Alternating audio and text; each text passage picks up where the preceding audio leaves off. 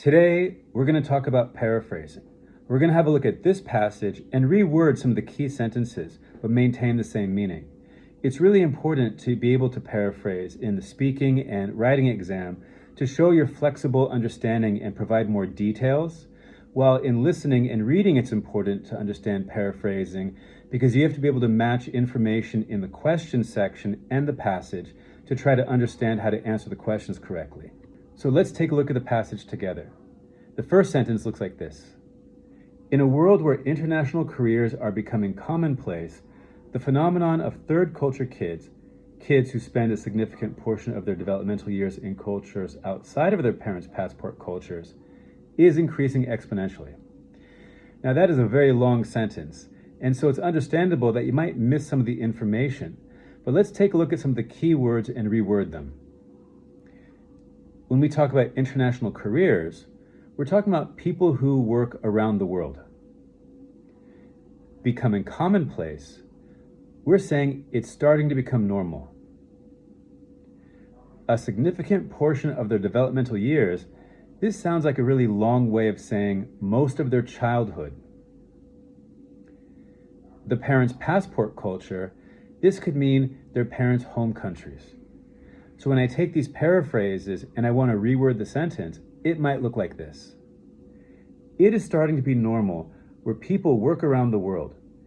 This means that more and more kids are spending most of their childhood in countries other than their parents' home countries. So that's what it looks like.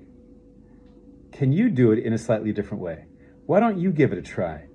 Maybe in the comment section or in a notebook, you want to try to reword it on your own. Another way that I might do this is by saying this. Working in countries around the world is starting to be normal. This means that many children are spending most of their childhoods in a third culture. This phenomenon is growing rapidly. So there I did it again. Slightly different words, different word order, different grammar, but I kept the same meaning. So there's not one single right answer to do this. Now let's go ahead and look at the next sentence. It reads, when Ruth Hill Useem, a sociologist, first coined this term in the 1950s, she spent a year researching expatriates in India. So here, a sociologist is a behavioral scientist. When she coined a term, that means she made a term to describe some behavior or phenomenon. So I'd say she invented. Expatriates means expats or foreigners. Researching, I can say doing research. In the 1950s, I can paraphrase this by saying in the mid-20th century. So my sample sentence might look like this. When Ruth Hill Useem, a behavioral scientist, first invented this term in the mid-20th century, she spent a year doing research with foreigners in India. In the next sentence, we read, she discovered that folks who came from their home culture and moved to a host culture had, in reality, formed a culture or lifestyle different from either the first or second culture.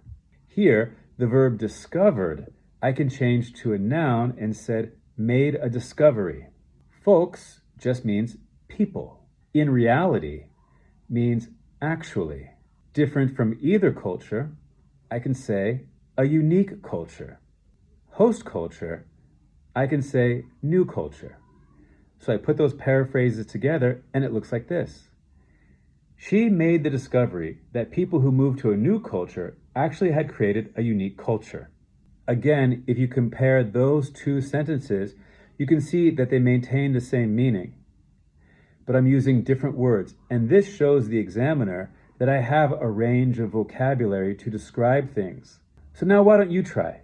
Take a look at these three sentences. There's other ways we can paraphrase them as well.